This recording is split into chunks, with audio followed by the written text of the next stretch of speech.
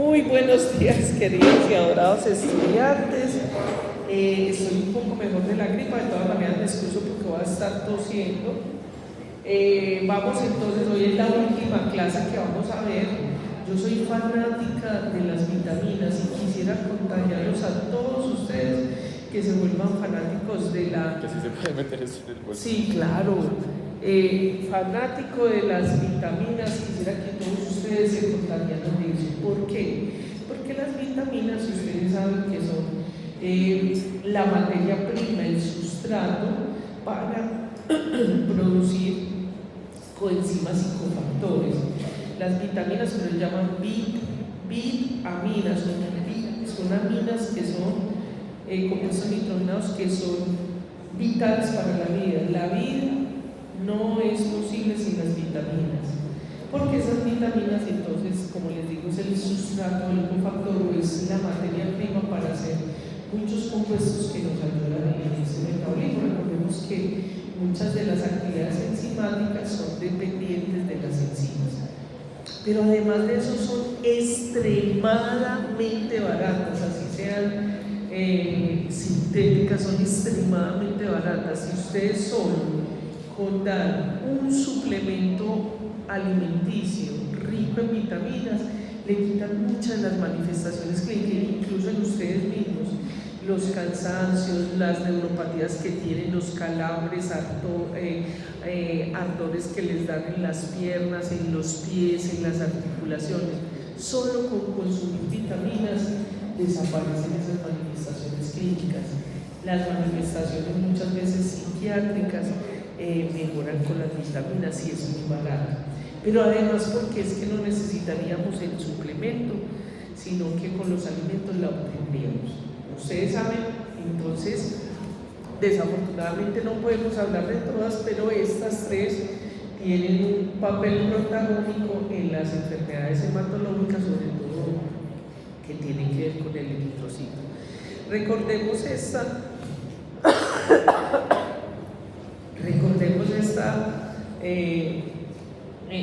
que debieron haber visto en su cole, en la escuela o en las primeras materias, ¿cierto? Recordemos que las vitaminas son entonces en dos grupos, las liposolubles y las hidrosolubles. Las liposolubles son la vitamina A, la D, la K, la E. Recuerden que hoy en día ya hay un nuevo concepto y se conocen como parahormonas. Sabemos de la importancia de ellas. Con ellas sí hay que tener un control y hay que ser más discriminados porque el exceso de vitamina liposoluble puede dar vitaminosis y puede producir enfermedad. Y contrario al grupo de hidrosoluble, dentro del hidrosoluble entonces están todo lo que se llaman vitaminas del complejo B y se incluye la vitamina C, el ácido ascórbico, que es hidrosoluble. Estas, por el contrario, hasta la fecha no se conocen que producen toxicidad, aunque hay unas dosis diarias requeridas que son recomendadas. Hasta el momento no hay toxicidad, pero ojo, mayúscula, no se les olvide, porque hay que proteger, sobre todo hoy en día que con esa gran cantidad de oferta que tenemos en los medios, en las redes, bueno, en todas partes, la gente toma diferentes suplementos alimenticios. No hay toxicidad, pero ojo, ¿cómo vamos a conocer hoy en la clase? Se elimina por materia fecal y orina. Entonces, los excesos de estas vitaminas, sobre todo en el adulto mayor, en el niño, en personas con enfermedades renales, hay que proteger el riñón, porque la eliminación se da por orina. Recuerden que el riñón es una esponjita que va a estar filtrando la sangre y eliminando. Y eso es, ustedes han visto la esponjilla, si alguno se ha dado cuenta cuando estrena esponja en la cocina, al principio funciona y lava muy bien, pero se va volviendo porosita, se va desgastando. Exactamente los riñones. Todos vamos a ir teniendo con la edad una disfunción renal. Entonces, por eso el riñón hay que cuidarlo desde incluso de las edades que ustedes tienen. Bien, bueno, aquí hay otras vitaminas que no vamos a ver, no quieren decir que no sean importantes o no participen, sino que principalmente están estas, que es la vitamina B6, que es la piridoxina, la vitamina B12, la cobalamina, y la vitamina B9, el ácido fólico. El detalle bioquímico de la vitamina no lo vamos a ver, pero sí los puntos en los que usted como médico tiene que saberlo para que maneje y module. Recuerde que hoy vamos a ver el caso de ella, que es muy importante, que le están colocando vitamina B12, ¿cierto? Hace 3 meses, ya, ¿cierto? Vamos 3 meses con la vitamina B12. Se puede mirar ahí en sus resultados antes de que le iniciaran el tratamiento y después, y si puede ver la diferencia. Entonces vamos a utilizar ese caso como aprendizaje, que es el que usted como médico tiene que hacer así. ¿Usted lo tenía alto? No, imagínese que no estoy oyendo por este oído, me afectó la gripa, tengo una otitis y no oigo nada por este oído. ¿Qué? Eso es muy importante. Claro, ahorita hacemos el caso, qué tan lindo, pues si usted nos deja aprender a través de usted. ¿No? No, hay que respetar eso. Pero bueno, yo les enseño esto acá. Bueno, vamos entonces a empezar con la vitamina B6. ¿Qué es lo que ustedes van a enviar a sus pacientes? Ustedes les van a enviar piridoxal fosfato, piridoxina, y en el organismo se va a convertir en piridoxal fosfato, o sea, PLP. Esto es lo que ustedes van a mandar. Generalmente las ofertas que hay busquen ahí en internet, que dice vitamina B6, es piridoxina. Aunque también podemos encontrar en los suplementos piridoxal y piridoxamina, pero las 3 son ofertas que entran al organismo, nosotros lo consumimos en los alimentos, son vitaminas que son solubles en agua. Estas características que vemos aquí son muy importantes, tanto para el manejo de las tabletas como para el manejo de los alimentos. Porque cuando estas tabletas se dejan expuestas a la luz, lo mismo los alimentos, ¿cierto?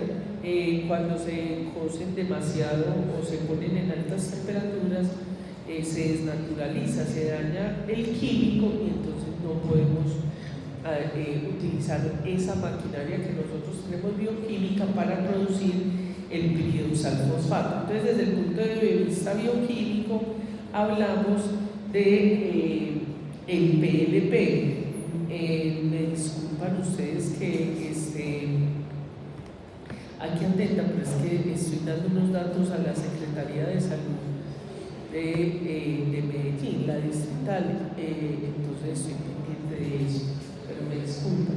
Entonces, en la jerga nuestra de bioquímica, y que también es aplicable para ustedes como futuros médicos, hablamos de la forma activa. La forma activa es las modificaciones que hacen las reacciones enzimáticas dentro del organismo para permitir que estos compuestos se conviertan, sean sensibles, sean detectables por las enzimas y hagan su efecto, su acción a nivel enzimático. Entonces, la forma activa la pregunto en el examen. La forma activa del piridoxal fosfato es la vitamina B6. ¿Cómo absorbemos?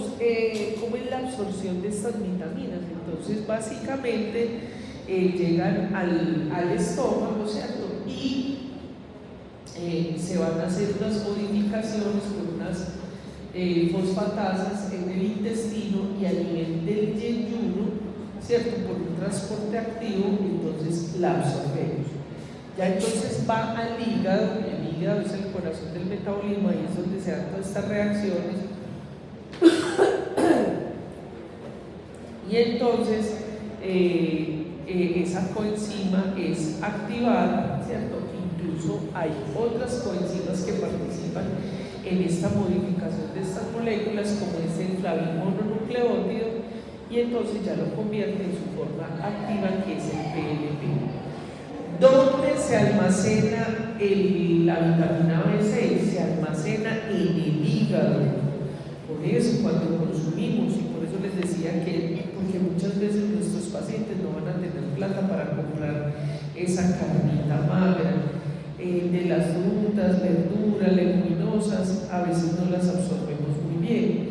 Entonces, una muy buena alternativa es a través de las vísceras, ¿cierto? ¿Por qué? Porque los animales, ahí está el almacenamiento, en especial el hígado, ¿cierto? Pero igual también se puede comer las otras vísceras. Entonces, por eso, cuando ellos no tienen esa posibilidad de consumir, aunque realmente no pasa como en el hierro, estas vitaminas no dan ese mal palatable, hay algunas presentaciones que les cae muy mal al estómago, les da gastritis. Entonces usted como médico tiene que mirar cuál le tolera a su paciente. Bien, entonces esta vitamina entonces circula por sangre en forma de PLP, piridioxalfosfato, pero no anda libre, tiene que estar conjugado, pegado a la luna. Y ya cuando hace su función, hace su degradación y queda convertido en ácido piridóxico, y entonces se elimina por orina. Lo que orinamos es ácido piridioxano. Lo eliminamos por orina, por eso no es bueno dar indiscriminadamente, si no es necesario eliminar dar indiscriminadamente esas cantidades de proteínas. Perdón, pero tengo que escuchar el mensaje de la Secretaría de Salud, me disculpo.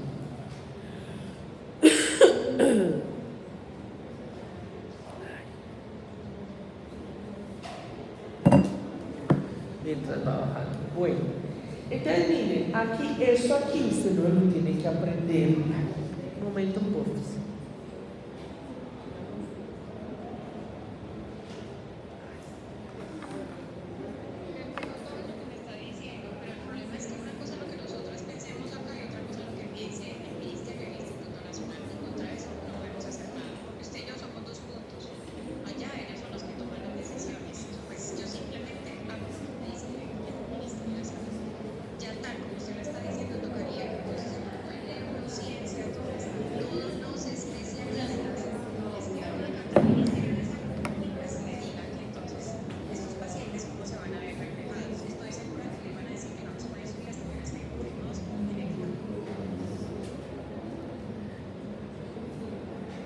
Sí, doctora, totalmente de acuerdo, pero por eso le digo que pues nosotros podríamos sugerir es que ellos hagan las gestiones, ellos son los que tienen como centro especialista hacer la lucha para que puedan cambiar eso en el anexo.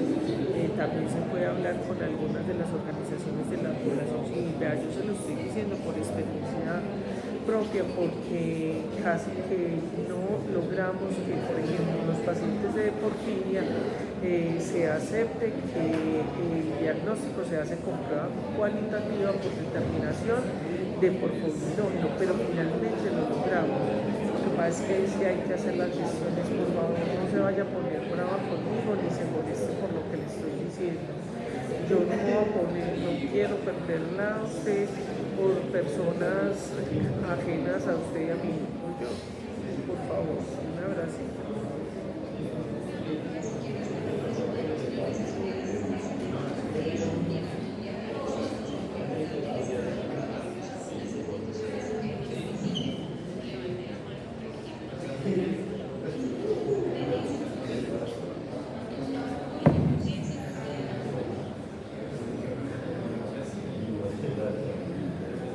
perfecto, doctora. Bueno, desafortunadamente, pues yo no puedo estar en esa clase, en esa reunión, porque pues yo tengo clase a las 10 de la mañana. Pero bueno, no, con mucho gusto lo que les iba a servir. No sé, doctora, me da la impresión que usted como que se molestó con los mensajes que le envié o no les gustó. Por favor, me disculpa si la molesté. Un abrazo.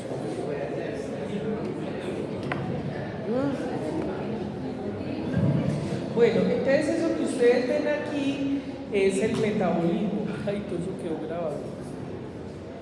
No importa.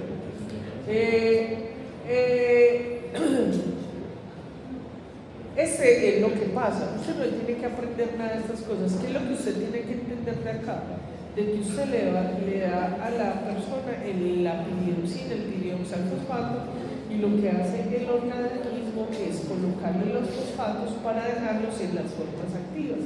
Estos son dos precursores que pueden ser utilizados, que es la piridoxinamina de fosfato y el piridoxalfosfato, que es la forma activa. Es lo único que usted tiene que saber de acá. ¿Qué funciones tiene esa vitamina B6? Entonces, pues va a ayudar a enzimas que van a cambiar las cadenas laterales de ciertas enzimas, moléculas o compuestos, para los grupos carboxilos, para la pérdida de hidrógenos, y pues tienen otras funciones químicas muy particulares que no las vamos a ver acá. Esto sí me importa que ustedes lo sepan, porque es usted el que va a ayudar a sus pacientes como médico a que el paciente haga un uso adecuado de la vitamina B6. Entonces, las vitaminas se consumen a través de los alimentos. Entonces, ¿cuáles son las fuentes? La mayor fuente es obviamente proteína de origen animal, específicamente el hígado. Ya vemos por qué. Porque nosotros, los animalitos grandes, acumulamos o almacenamos la vitamina B6 en el hígado. Entonces, pero nosotros lo podemos conseguir en otras formas alimenticias, como son todas las leguminosas, o sea, la lenteja, los garbanzos, los frijoles, todas las leguminosas, pero también en las semillas, o sea, las almendras, las semillas de chía, la ajonjolí, los marañones, todas las semillas son muy buena fuente de vitamina B12. Nosotros tenemos la maravilla de tener el plátano, pero ojo, el banano ya madurito, ahí no nos comemos sino el dulce, el carbohidrato, porque ya se ha perdido todo eso. Para que usted pueda tener todo ese potasio, todos esos microelementos tan importantes, hay que comérselo pintoncito, sin hablar de los plátanos. Muchachos, ustedes que comen los snacks, en vez de comerse, por ejemplo, los deliciosos bonitos, qué rico, ojalá no me vayan a cancelar por haber mencionado eso. Pidan plátanitos verdes, no el platanito maduro, porque el plátano verde contiene todos esos no solamente vitaminas, sino microelementos. También los invito a que hablen con sus familias, con sus mamitas y sus abuelitas. Como ustedes saben, los frijoles se hacen con plátano para darle espesor. Inclúyanlo con la cáscara. Nosotros hacemos lo peor, que es botar la cáscara. Es delicioso. No me haga esa cara que no lo ha probado. Un día le traigo para que vean. ¿Qué asco? Porque usted la lava muy bien y en la pitadora se deshace. Y ahí está aprovechando usted todos los microelementos, prebióticos, o sea, toda esa fibra que les va a ayudar.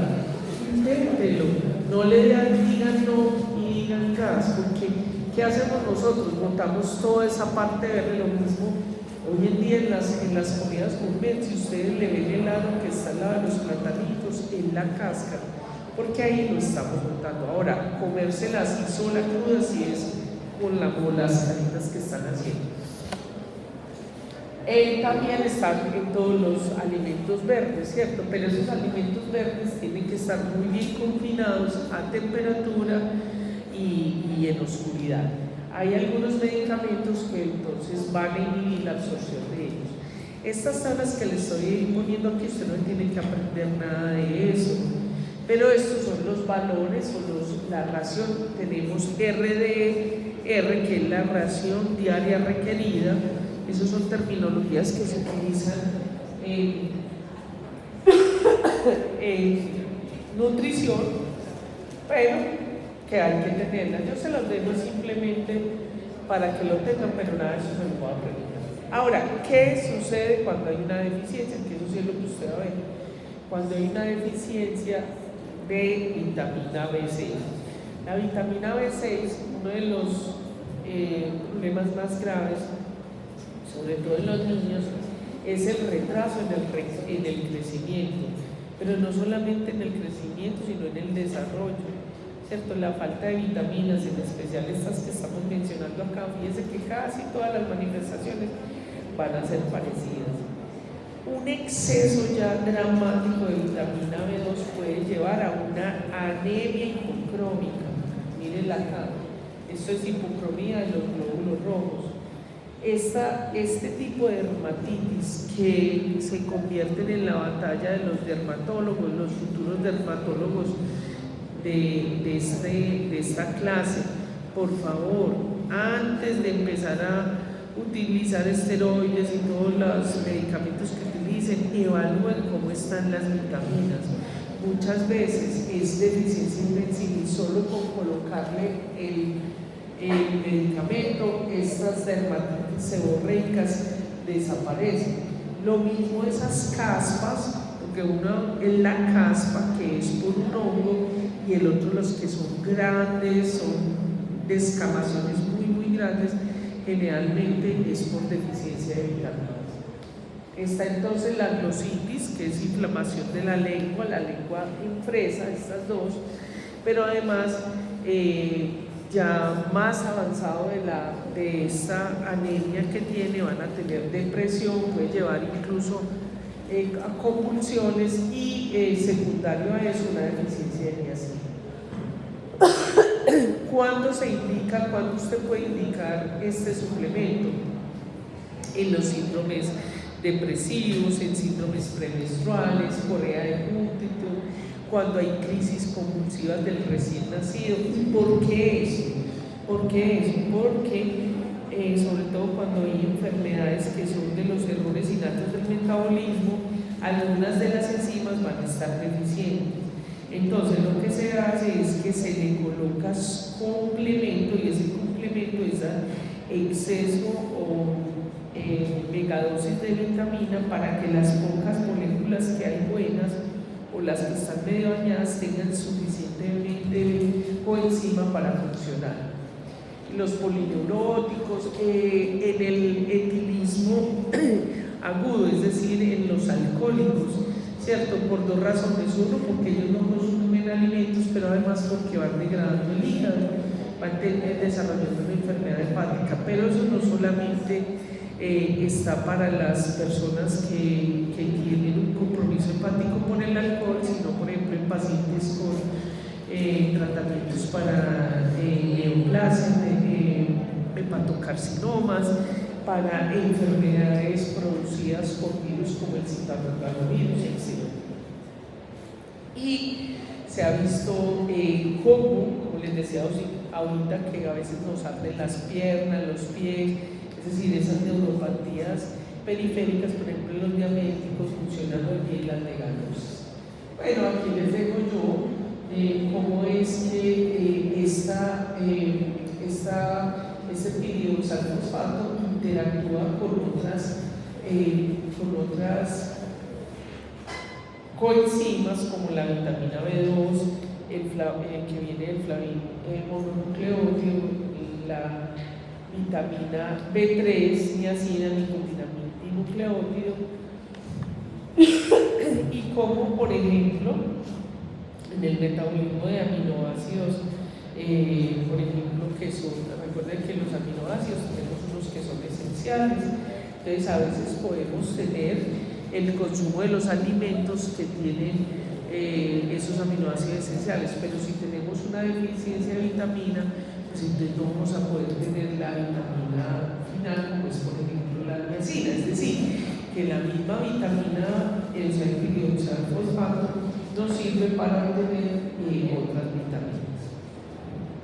Punto y aparte. Ahí está como iluminándose.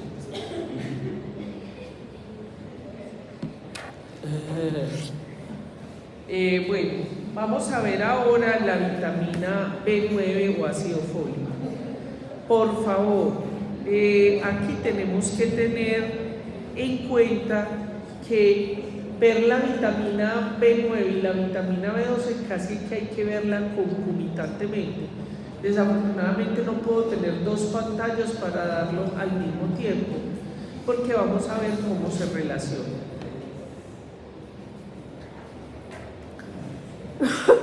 Bueno, entonces la vitamina B9 o ácido fólico viene, su nombre viene en un momentico. Su nombre porque de folato en latín es hoja, y el ácido fólico está de manera abundante y rica en las hojas verdes. Por eso se llama ácido fólico vitamina B9. Si usted manda la vitamina B9, generalmente el paciente no va a entender, y a veces algunos farmacéuticos no entienden. Entonces usted lo que va a pedir es ácido fólico. Lo mismo para hacer la determinación, olvide decir eso en la vitamina B6.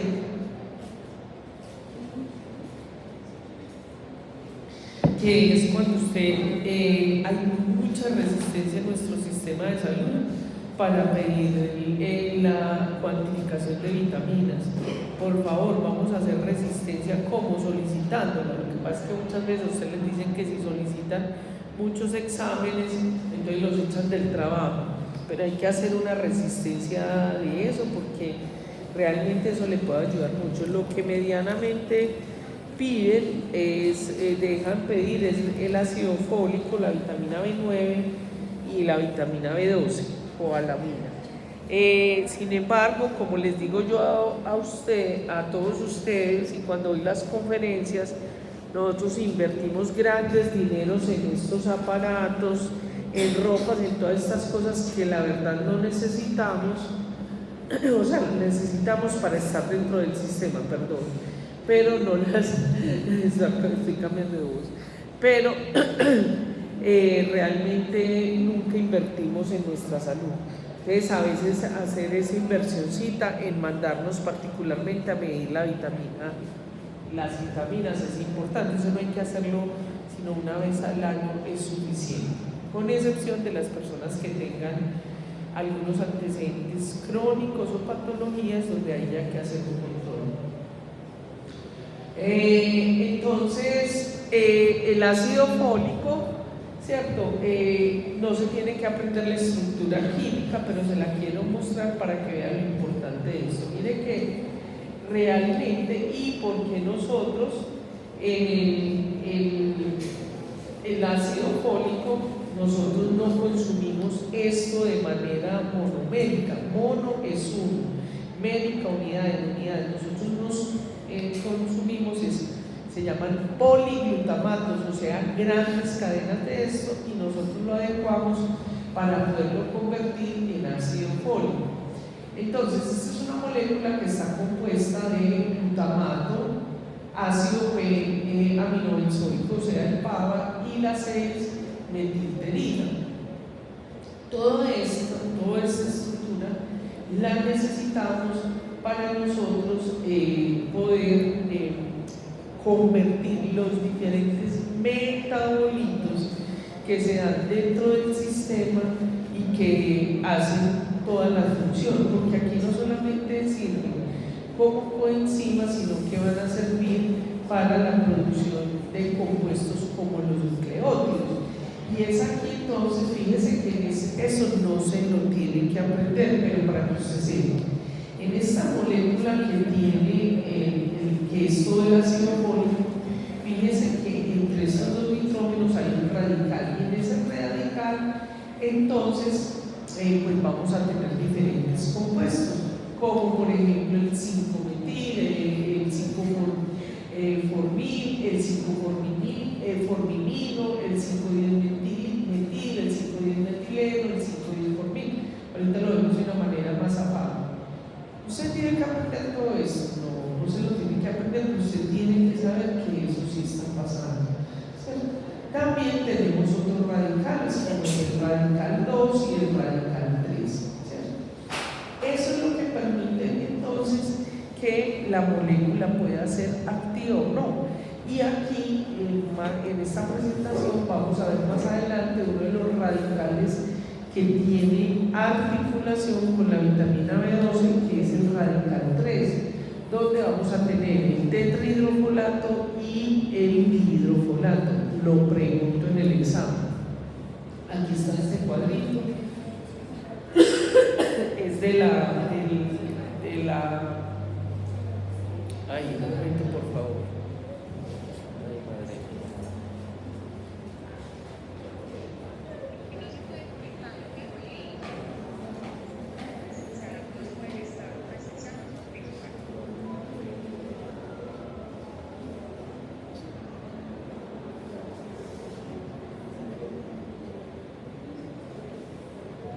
Bueno, ese es sí. Ya lo vamos a volver a ver porque vamos a ver la trampa del folato. Se las pregunto en el examen y eso se los preguntan mucho en los exámenes. La trampa del folato. Pero le digo, y vean, apunte hasta que lo pregunte en el examen. La respuesta que usted tiene que escoger es SAM. Usted que ha presentado exámenes míos sabe que esto siempre lo pongo, ¿cierto? El SAM. No importa si no sabe que es tachesa ni le sale buena. Lo ideal para mí sería que usted supiera por qué, para que pueda manejar bien a sus pacientes y no sea un médico o rego técnico. Si usted sabe al principio, seguramente que va a funcionar. Bueno, este cuadrito le sirve, que es como todo lo anterior que vimos, ¿cierto? Los diferentes compuestos, ¿cierto? Fíjense que la mayoría de todos estos metabolitos intermediarios lo que van a hacer es donadores de carbono, ¿cierto? Bueno, miremos las propiedades físico-químicas. Ahorita vamos otra vez un poquito de la parte metabólica. Las propiedades físico-químicas, ¿qué me importa? ¿Por qué? Porque usted tiene que saber eso para que usted le indique a su paciente. Entonces, ese ácido fólico es un polvo cristalino anaranjado, por eso se da en tabletas, es soluble en agua, puede ser también soluble en ácidos y en bases débiles, es insoluble en alcohol, acetona, éter y cloroformo. Esto tiene pues mucho sentido, sobre todo las personas que van a trabajar en investigación. Aquí no nos importa. Ojo con esto, es sensible a los rayos ultravioleta. Por eso estos medicamentos, cuando se colocan, sea por ejemplo la vitamina B12 que viene en ampollas, vienen en el frasquito oscuro, o las tabletas de ácido fólico que vienen en empaques que no pueden ser delgados. Antiguamente venían en frascos de vidrio oscuro, ahora tienen que ser frascos que sean lo suficientemente gruesos de plástico para que no dejen pasar los rayos ultravioletas. Bueno, también, porque es importante saber que es ácido, que es sensible a los ácidos, a los álcalis, antioxidantes y reductores, porque si usted lo da con otros medicamentos, como por ejemplo para la gastritis, entonces no se va a absorber adecuadamente.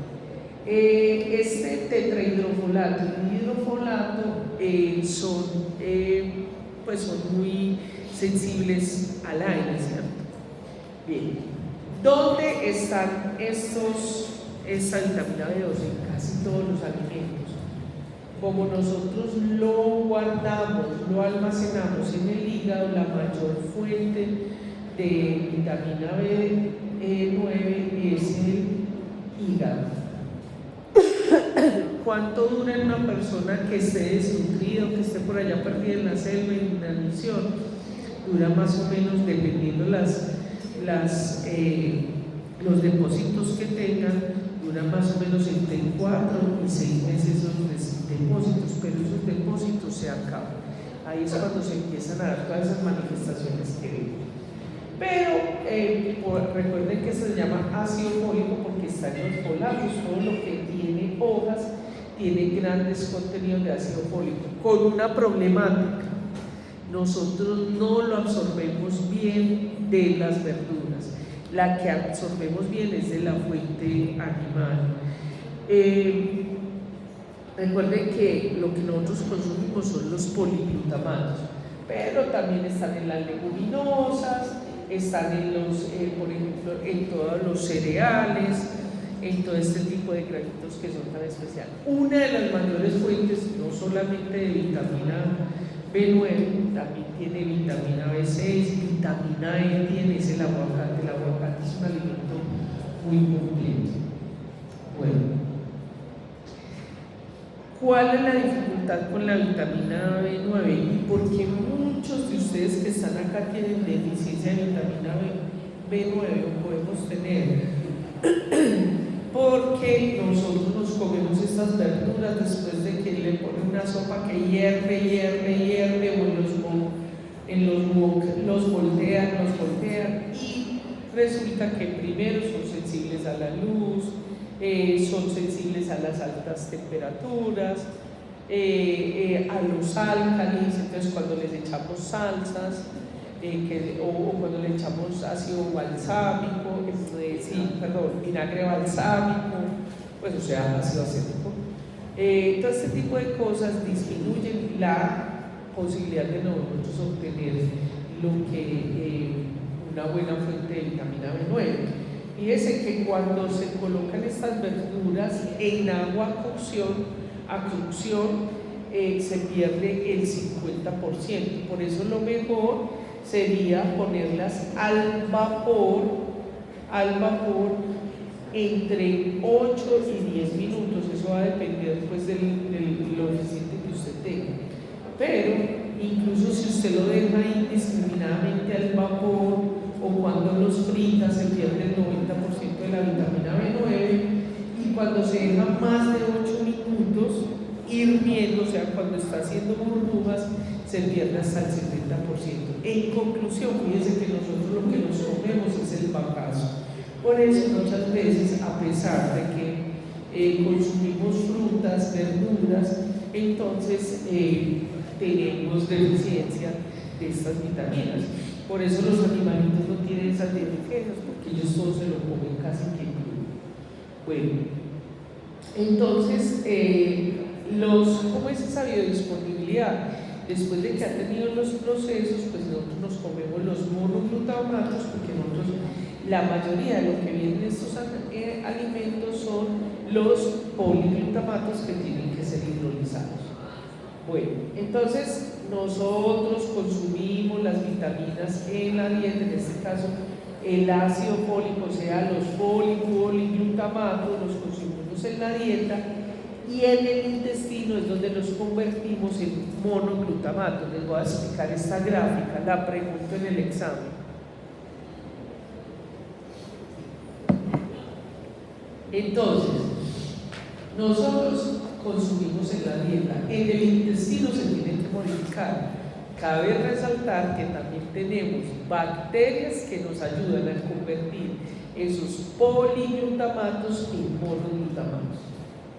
Cuando ya están en forma de monoglutamatos, entonces se van a empezar a convertir en los derivados que ya vimos. Ahí es donde tienen que empezar, esto dice lo pregunto en el examen, se convierte en 5-metil-tetrahidrofolato.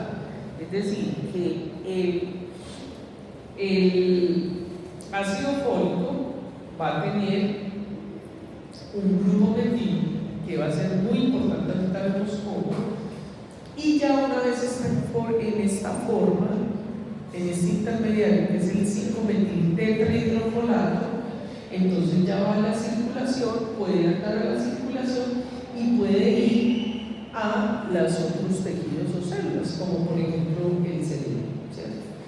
Ahora, tenemos también otros monoglutamatos que van a ir a convertirse, sea en dihidrofolatos o en tetrahidrofolatos. Esto se da en el hígado, va a la sangre aporta en el hígado y en el hígado se convierte en 5-metil-tetrahidrofolato, que va nuevamente a la circulación y hace lo mismo que lo otro.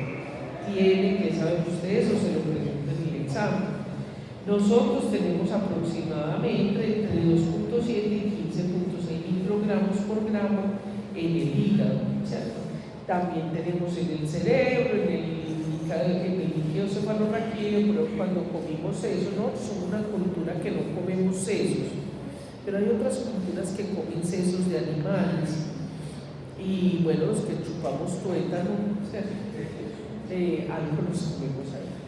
Bueno. Entonces,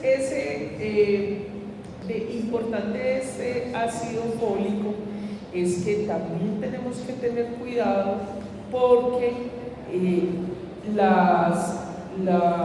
derivado de todo ese metabolismo lo vamos a eliminar es por orina.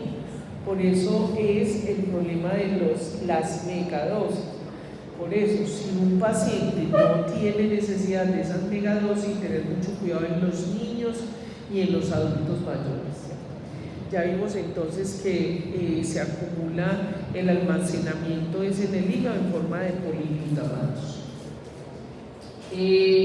Después de que, esto es importante acá, después de que están almacenados en poliglutamatos, como lo vimos acá, para poderlos secretar del hígado tienen que ser en forma de 5-metil-tetrahidrofolato. ¿Qué hora es? Muy bien. Bueno, ¿qué funciones tiene entonces? Participa en funciones sobre todo a nivel de los compuestos sin elementos, o sea, dona o recibe, es donador o receptor de carbonos. Por eso es tan importante estas coenzimas. Tiene la capacidad de ceder grupos metilenos, como vamos a ver. Ahí hay que asociarlo con la vitamina B12. En la oxidación se van a convertir en intermediarios como estos, como el 5,10-metil-tetrahidrofolato o el 10-formimil-tetrahidrofolato, ¿cierto? Que van a ser fundamentales, como por ejemplo el metabolismo de nucleótidos. Ojo pues con esta gráfica, que la vamos a ver varias veces y de manera resumida. Yo le digo que se tiene que aprender. Usted no se tiene que aprender todo el ciclo de los folatos. Ojo con el monitor, que eso lo va a preguntar en el examen. Usted no se tiene que aprender todo esto que ve acá. Yo le voy a decir los puntos que se tienen que aprender, se los pregunto en el examen. Entonces, mire acá, usted ya vio por allá en bioquímica, eso es el endocrinología y metabolismo, usted vio el metabolismo de la metionina. Entonces, la metionina, este aminoácido, que es un aminoácido esencial, es tan importante porque es materia prima para producir el S-adenosilmetionina. Mire este compuesto. En las siguientes diapositivas, tanto acá como en la vitamina B12, vuelvo y le repito este mismo ciclo. ¿Listo? Eso se lo pregunto en el examen. El S-adenosilmetionina, ¿qué es lo que hace ese compuesto? Va a estar implicado en el flujo del grupo metil. Es un donador del grupo metil. ¿Y para qué es importante? Ahorita le muestro la lista de los compuestos tan importantes que tenemos en nuestros organismos que necesitan ser metilados. Bueno, entonces eso es el ciclo de la metionina, que es metionina o cisteína. Usted no se lo tiene que aprender. Ahora, en el ciclo de los folatos, entonces usted recuerde que esto, que es el 5-metil-tetrahidrofolato, se convierte en tetrahidrofolato y me da todas las otros metabolitos intermediarios. ¿Cuáles? El dihidrofolato, el 10-formil-tetrahidrofolato, el 5,10-metil-tetrahidrofolato, tetrahidrofolato, etc. Entonces, aquí tenemos una reductasa que vamos a tener este 5-metil tetrahidrofolato y vamos a tener una reductasa que lo que va a hacer es que este 5-metil lo va a donar, se lo va a entregar a alguien. ¿Saben a quién se lo entrega? A la vitamina B12. Entonces, cuando entrega ese grupo metil, se convierte en tetrahidrofolato. Y aquí hay una interacción que tiene que ver con la vitamina B12. Lo vamos a ir repasando para que vayan entendiendo. Miren esta figura tan linda, tan bonita, tan simple, sin todo lo que es como les gusta a ustedes. Entonces, este es de la bioquímica de Marx. Entonces, estamos aquí en el ciclo metionina, homocisteína. Recuerden que la metionina sigue por acá hasta que se convierte en cisteína y todo eso. Pero aquí no nos importa eso. Necesitamos saber que para que haya una homeostasis, un buen balance del ácido fólico y la vitamina B12, ¿qué es lo que nos garantiza? Que tengamos este grupo metilo. ¿Por qué? Para que se lo pase al SAM, al S-adenosina. ¿Para qué es importante eso? Porque es un precursor, es materia prima para metilar muchos productos. Entonces, lo que está haciendo es el tetrahidrofolato, véanlo acá. Este es el 5-metil tetrahidrofolato, se lo entrega a la vitamina B12. Entonces, ¿cómo queda la vitamina B12? Como metilcobalamina. Y la metilcobalamina, ¿a quién se lo va a entregar? Se lo entrega a la homocisteína. Yo ahorita le voy a presentar la estructura, porque eso en memoria es muy difícil. Resulta que cuando usted va a ver la estructura de la metionina, estos compuestos son iguales. ¿Cuál es la diferencia? Que a este le falta el grupo metil. Entonces la vitamina B12 se lo pasa y queda convertido en metionina. Y ya entra aquí a esta vía donde se convierte en ese adenosina. Mírenlo, aquí está en la figurita. Miren que la homocisteína es exactamente el mismo compuesto. Son dos compuestos asociados. Esta es la homocisteína y esta es la metionina. ¿Cuál es la diferencia, chicos? ¿Qué tiene este grupo metilo? ¿Quién le entregó el grupo metilo? Pues el grupo metilo se lo entregó a la cobalamina y la cobalamina se lo entregó a la homocisteína y quedó convertido en metionina. Bueno, aquí están estos dibujitos para que ustedes entiendan, no lo tienen que aprender, pero porque este compuesto se llama tetrahidrofolato, por estos 4 hidrógenos que tenemos acá en la molécula, en la parte donde está el anillo de pirimidina, y entonces ese es el tetrahidrofolato. Bueno, aquí está el paso a paso, no me lo tienen que aprender, pero para que lo quieran tener. ¿Yo por qué tengo que aprender eso como médico? Pues mire, porque usted tiene que saber, por ejemplo, en un paciente que está recibiendo un tratamiento para cáncer, un tratamiento para una neoplasia, tiene que usted darle una suplementación con vitamina B9. ¿Por qué?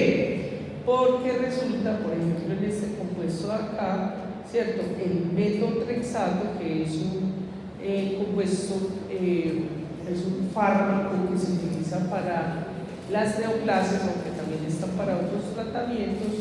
Entonces lo que va a hacer es que nos va a inhibir esta enzima acá, que es la dihidrofolato redutasa. Entonces, como consecuencia, no vamos a tener tetrahidrofolato. Y si no tenemos tetrahidrofolato, se inhibe la vía del ciclo del ácido fólico, por eso tenemos que dar la vitamina B12. Lo mismo en este otro tratamiento que es el 5-chlorouracilo, que es un nucleótido, un análogo de un nucleótido. Entonces también va a inhibir no, sino que no va a tener sustratos para el ciclo de la metionina. ¿Por dónde se elimina el ácido fólico? Por la materia fecal y la orina. ¿Cómo se elimina? Se elimina a través de enterinas y de ácido benzoacilglutano. Bueno,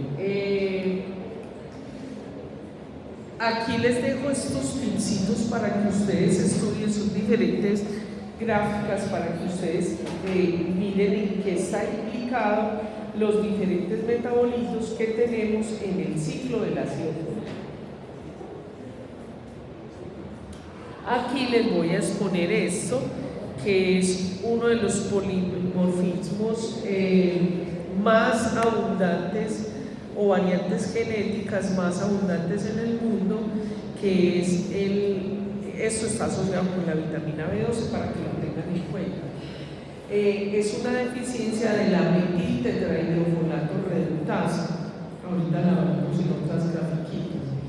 ¿Y por qué es importante? Porque esta variante genética, cuando se tiene, está en más del 5% de la población mundial, es decir, muchos de nosotros lo podemos tener. Entonces, lo que sucede con esto es que siempre vamos a tener niveles bajos de vitamina B12. ¿Cómo lo identifica usted como médico? Pues si le hacen la variante genética, que básicamente eso es por los SNP, que es el polimorfismo de nucleótido simple, ¿cierto? Entonces, eso va a hacer que usted tenga los niveles de vitamina B12 sígame en este ejemplo, supongamos que el nivel es entre 150 y 900. Entonces, cada que usted le mida a su paciente cada 3 meses, él tiene, por ejemplo, entre 150, siempre que se lo mide entre 150 o 400 la vitamina B12. Y usted le da los suplementos, pero él sigue teniendo esos niveles, es decir, no está por debajo del 150, pero sí está por debajo de la mitad del rango de la vitamina B12. ¿Eso qué quiere decir? Que muy posiblemente tiene una deficiencia de metiltetrahidrofolato reductasa. Entonces, eso tiene como consecuencia que siempre va a tener esos niveles por debajo de la mitad del valor. ¿Qué tiene que hacer usted como clínico? Hay que darle a ese paciente vitalicio, hay que ponerle una ampolla de vitamina B12 intramuscular, no puede ser oral. ¿Por qué? Porque por vía oral usted no está garantizando que la microbiota, que problemas a nivel gastrointestinal, problemas de gastritis, úlceras acidopépticas y otro tipo de cosas estén inhibiendo la absorción. Por eso tiene que dar usted esa vitamina B12 con suplemento de ácido fólico. Ahora lo van a entender mucho más. ¿Qué pasa con la deficiencia de vitamina B12? Pues entonces va a llevar a que haya una anemia microcítica, van a tener anorexia, astenia, pueden tener manifestaciones, o sea, cuando ya está muy avanzada, manifestaciones neuropsiquiátricas, problemas digestivos, pueden tener problemas cutáneos, tipo como si fueran alergias o como si fueran picaduras, les buscan mucho por eso, pero realmente es una deficiencia de vitamina B12. Y el no manejo de esta deficiencia puede llevar a una anemia megaloblástica y a la muerte.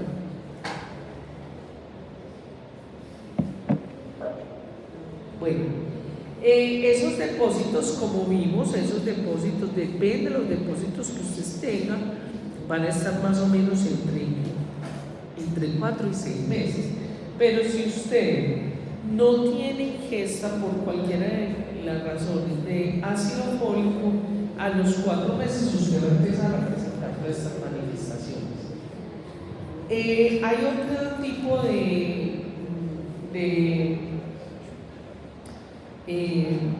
de condiciones clínicas que pueden llevar a la carencia de vitamina B12.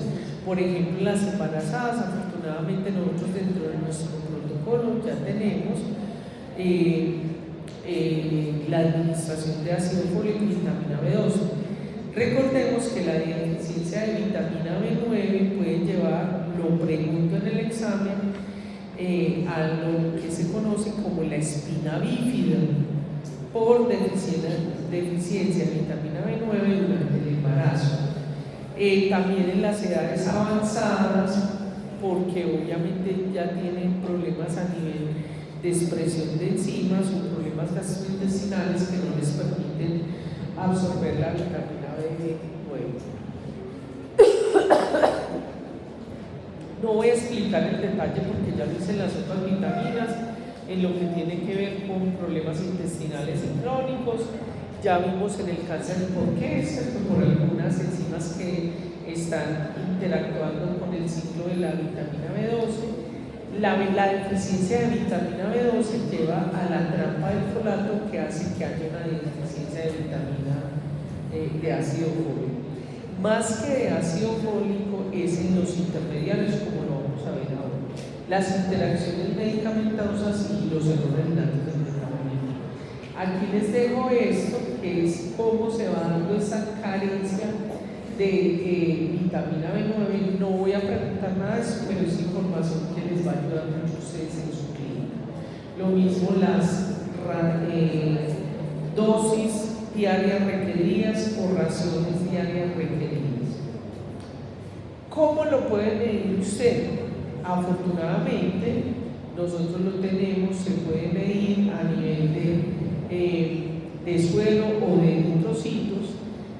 Cuando nosotros tenemos, por ejemplo, se puede, que hoy en día ya es muy útil, medir homocisteína en sangre, y hay un aumento de esa homocisteína. Hay que pensar en dar suplementación con vitamina B12. También cuando se sabe que hay expresión de los metabolitos por otras patologías, y obviamente por los tratamientos para neoplasias. Entonces, cuando usted tiene, pues no tiene exactamente que medirlo, sino que, por ejemplo, ya en la mayoría de pacientes que tienen tratamientos para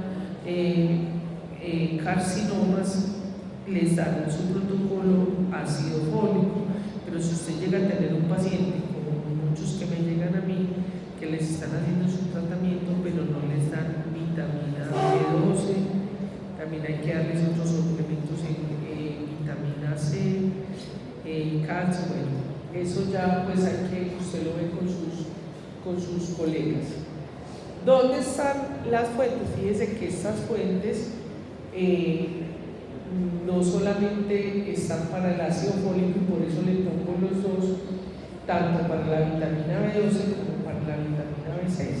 Vamos a empezar ahora a ver la vitamina B12. Esas fuentes entonces están sobre todo en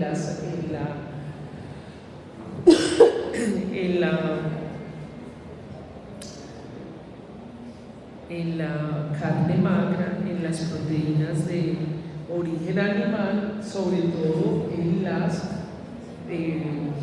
vísceras.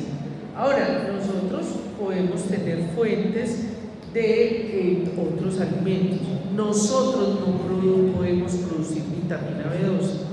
De hecho, uno de los tratamientos que se hace es dando levadura, porque realmente con lo poquito que nosotros nos comamos ahí en el mugre, casi que vamos a poder tener esa vitamina B12. Pero, porque las bacterias y las levaduras nos ayudan a producir a nivel intestinal esa vitamina B12. Nosotros no tenemos la capacidad. Bien. Entonces, ¿qué es la vitamina B12 o cobalamina? Vitamina B12 o cobalamina. La vitamina B12, como ustedes ven acá, ya conocen, este es un anillo tetrapirrólico, pero en vez de tener el hierro, tiene un cobalto. Por eso es un anillo de corrida, no es un grupo hemo, sino un anillo de corrida. Entonces, esta cobalamina va a estar compuesta por un nucleótido, el anillo tetrapirrólico y un radical por residuo. Ese radical, esto es muy importante porque usted lo puede encontrar como cianocobalamina cuando tiene cianuro, hidroxicobalamina cuando tiene OH, metilcobalamina como es en sus formas activas, o adenosylcobalamina, es decir, que tiene otro núcleo.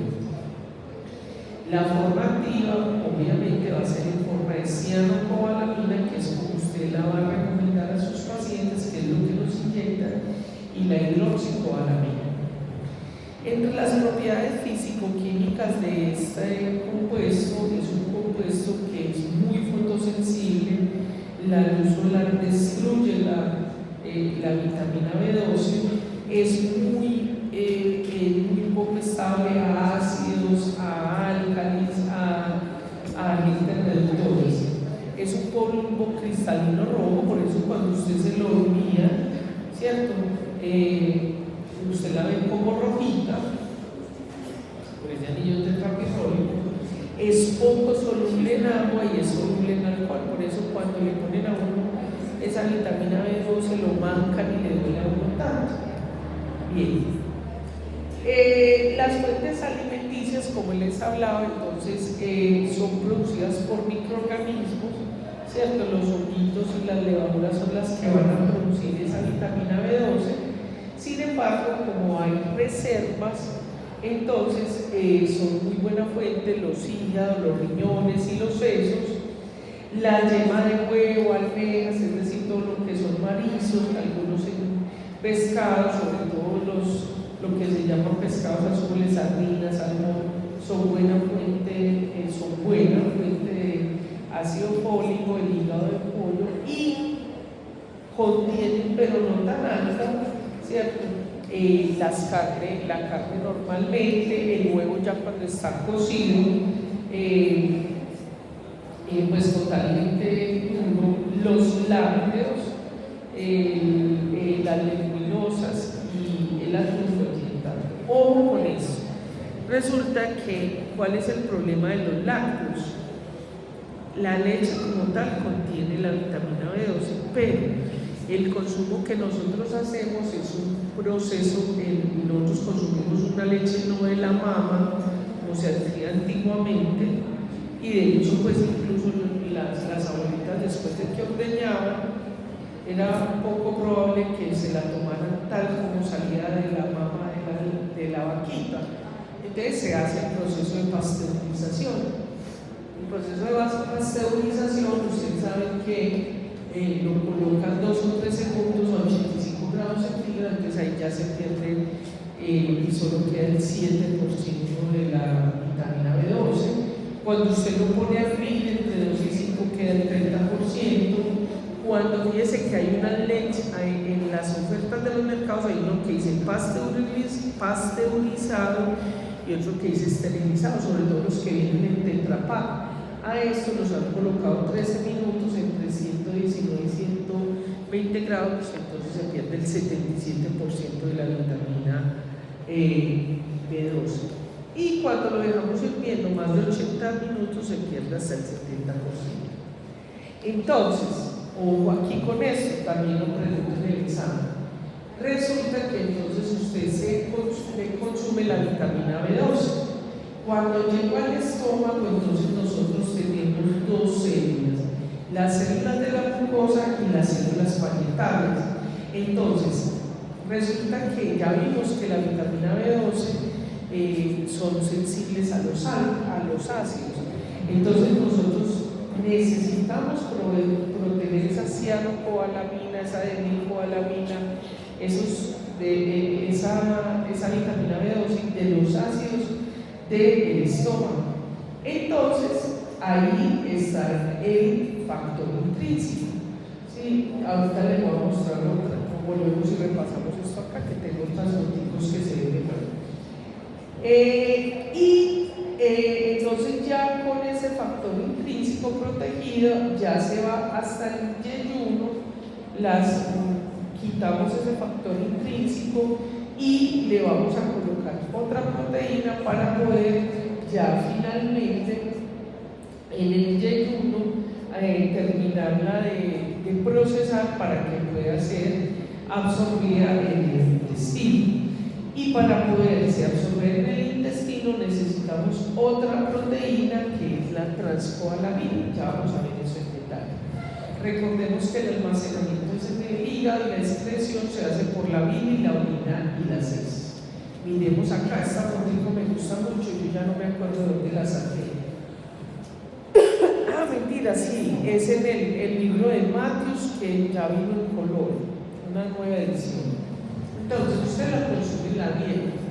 Tenemos dos tipos de células: las células de la mucosa gástrica y las células parietales. En las células de la mucosa gástrica, entonces lo que vamos a hacer es que vamos a producir esa se llama proteína R o proteína binding, dependiendo de usted lo estudie. Entonces, ¿qué es lo que se hace? Esa proteína entonces nos va a proteger, se une la coalamina, ¿cierto? Y nos la va a proteger de los ácidos del estómago. Luego viene entonces el factor intrínseco. ¿Dónde se produce ese factor intrínseco? En las células parietales. Entonces, cuando usted tiene una enfermedad genética, sea porque no produce esta proteína E o este factor intrínseco, entonces usted tiene que dar suplemento de vitamina B12, porque no se va a poder absorber. Pero también lo tenemos en pacientes con gastritis, con enfermedad ulceropéptica, con que le han hecho recesión del estómago, todos esos pacientes que son muchos obesos y le hacen las diferentes métodos, el bypass gástrico, todo ese tipo de metodologías que se hacen para reducir el contenido del alimento. Entonces, todo este tapete donde están produciéndose estos compuestos están disminuyendo y generalmente hay que darles suplemento de vitamina B12 y vitamina C. Entonces, luego viene aquí en el páncreas, se van a producir unas proteasas que van a dirigir ese factor R o B de unión, binding R, lo va a digerir y entonces se va a unir el factor intrínseco.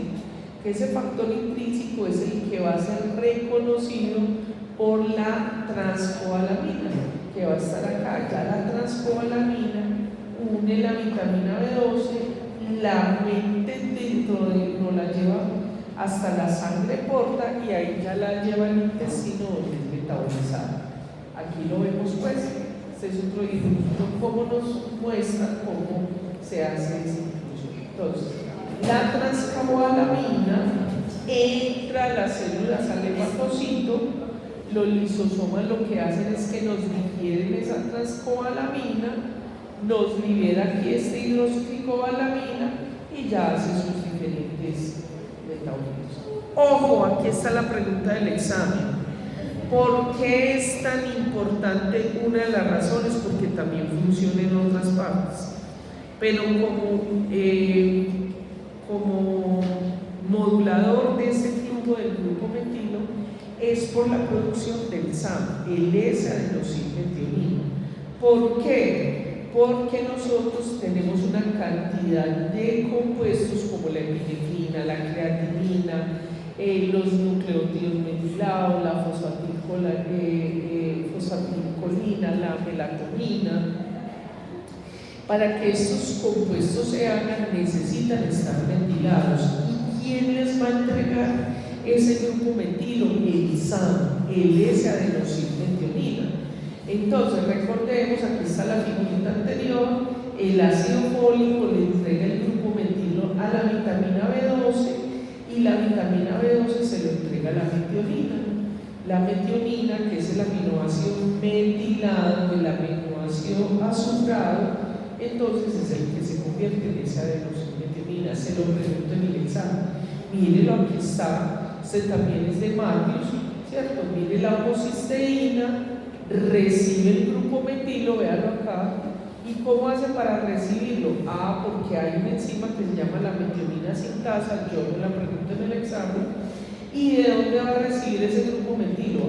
Pues primero el ácido fólico, o sea, el metiltetrahidrofolato, se lo entrega a la coalamina, o sea que queda el metilcoalamina, y este se lo va a entregar a la metionina, pues al ácido fólico que se convierte en metionina. También está implicado en uno de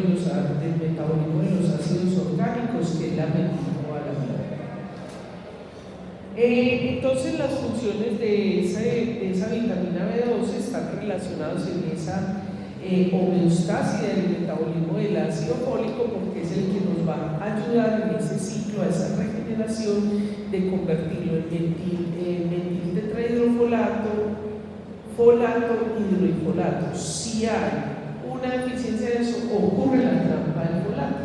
Como de pronto no les sale la diapositiva, vamos a mirar más adelante. Bueno, ¿cómo lo determina usted? Usted lo va a determinar, venga, espere porque hacia aquí está. ¿Cómo lo determina usted? Usted va a medir en suero o en sangre, va a mandar a cuantificar la vitamina B12. Hoy en día también, aquí no tanto en Colombia, pero por la determinación, porque puede ser vía del metilmalónico, entonces se hace determinación de metilmalónico, determinación de homocisteína, y estas dos que no están aquí pues en Colombia. Ojo, lo pregunto en el examen, la trampa del folato. ¿En qué consiste la trampa del folato? La trampa del folato es que cuando hay una deficiencia de vitamina B12, pues tenemos el 5-metiltetrahidrofolato, pero no hay a quien entregarle ese grupo del metil. ¿Sí me hago entender? No tenemos a quien entregarle este grupo metil. Entonces queda atrapado como 5-metiltetrahidrofolato porque no hay vitamina B12 que no reciba el grupo metilo. Eso es lo que se llama la trampa del folato. La deficiencia de esa vitamina B12, entonces, pues obviamente es por deficiencia. Esto no lo tienen que aprender porque eso debe aprender que en las nuevas pruebas de laboratorio eso va a depender la prueba con que la prueba de laboratorio con que lo hagan, ¿cierto? Pero más o menos es menos de 2 microgramos por mililitro. Eso nos va a llevar a una anemia macrocítica, anemia megaloblástica, ¿cierto? Recordemos que esa vitamina B12 va a estar implicado en funciones como la síntesis de fosfolípidos. ¿Se acuerdan que vimos la fosfatidilcolina? En la mitosis y crecimiento celular. ¿Por qué? Porque le vamos a necesitar los nucleótidos metilados, en el transporte de electrones y de oxígeno, en la diferenciación y proliferación celular. Fíjese que casi todo está supeditado al SAM, ese adenosine-metionina, por eso se lo pregunto. ¿Qué puede usted ver en sus pacientes? Usted puede ver manifestaciones neurológicas como las parestesias, que es ese hormigueo, chuzos en las puntas de los dedos de los pies y de las manos. La neuropatía periférica, que no solamente es en la punta de dedos y pies y manos, sino que sufren como quemones, ardores en las extremidades, o sienten, además de las parestesias, sienten como si les pusieran hielo, si los quemaran. Bueno, eso ya lo vimos que es con lo de la deficiencia de ácido fólico, o sea, relacionada a la vitamina B12 con el ácido fólico, ¿cierto? Tenemos manifestaciones psiquiátricas, ¿cierto? Como irritabilidad, mal genio, tienen como si fuera un trastorno afectivo bipolar, a veces muy alegres, a veces muy contentos, a veces tristes, en 5 minutos está triste, en 5 minutos está alegre, la pérdida de memoria a largo plazo, la exposición a bajas concentraciones de vitamina B12 puede llevar a demencia, depresión y psicosis. Tenemos manifestaciones bucales, que ya las habíamos visto como en otras vitaminas, la miositis, lengua en fresa, palidez de la mucosa, serostomía, que es sequedad en las mucosas. Usted le ve a los pacientes en las comisuras de los labios como espumita, como la saliva densa, o en los ojos, le pica mucho los ojos porque están secas las mucosas. ¿Cuál es etiología o dónde se puede dar deficiencia de vitamina B12, la mayoría de ellas son a nivel nutricional, porque no se consume adecuadamente, pero está un gran grupo que es el síndrome de malabsorción, que puede ser entonces o porque tiene una anemia, o porque tiene úlcera, o porque tiene gastritis, o porque tiene problemas genéticos que no le permiten la expresión de esas, no tiene células parietales o la glucosa, o porque no tiene tiene una variante genética que no les permite producir esas proteínas, como es el factor R o el factor intrínseco. Las recesiones gastrointestinales, que ya hemos visto estos tratamientos para la obesidad. Y hay una que es genética, que la tenemos entre nosotros, que es la deficiencia de transcobalamina. También vamos a tener otro tipo de causas, como los cánceres, los carcinomas, más si son gástricos, los problemas de mala absorción, la enfermedad intestinal inflamatoria, por ejemplo, los pacientes que tienen enfermedad de Crohn o otro tipo por enfermedades autoinmunes o alérgicas que hacen una enfermedad inflamatoria. Los vegetarianos, sobre todo lo que se llaman los veganos flexibles, ¿no? Porque consumen huevitos, leche, otro tipo de cosas, pero los veganos que no comen nada, ningún producto que tenga mamá, aunque eso es un poco riesgo, porque las plantas también tienen papá y mamá, no nacen con generación espontánea, pero sí lo que ellos tienen en su concepción. Bueno, aquí les pongo esta tabla que es muy importante, no se las pregunto en el examen, pero les sirve mucho para su quehacer, porque existen muchos fármacos que van a impedir la absorción de la vitamina B12. Entre estos están, por ejemplo, los anticonceptivos, todos los medicamentos que se utilizan para la enfermedad, para la gastritis o la enfermedad ulceropéptica, por ejemplo, el reumatismo que se utiliza la colchicina. Estos medicamentos van a disminuir la absorción o obtener los niveles de vitamina B12, entonces hay que estar midiendo. En los usos terapéuticos, las megadosis se utilizan sobre todo pues cuando están algunas de las manifestaciones que vimos, pero hay que tener cuidado, como les digo, por ejemplo, en los pacientes que se coloca mensualmente esa vitamina B12, pues igualmente hay que hacer un monitoreo renal, porque recuerden que la vitamina B12 se excreta también por la orina y por la materia fecal, pero de todas maneras por el riñón.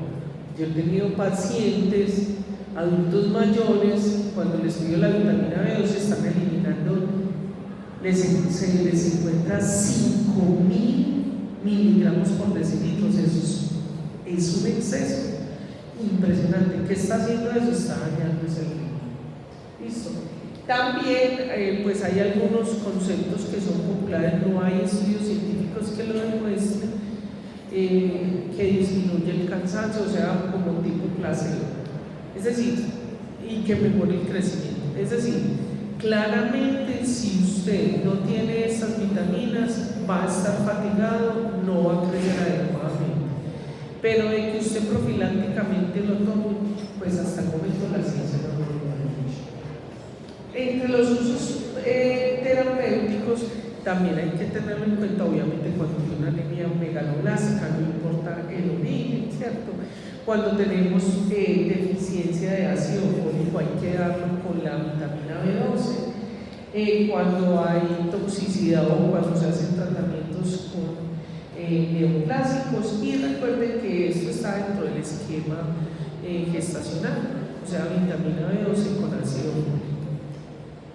Aquí les dejo estas tablitas que es para la utilidad de ustedes, y esta gráfica que es un libro muy viejito que me encanta, pero que muestra el metabolismo o mejor dicho, el metabolismo no, sino la biodisposición de la vitamina B12 y el ácido fólico, que están directamente relacionados.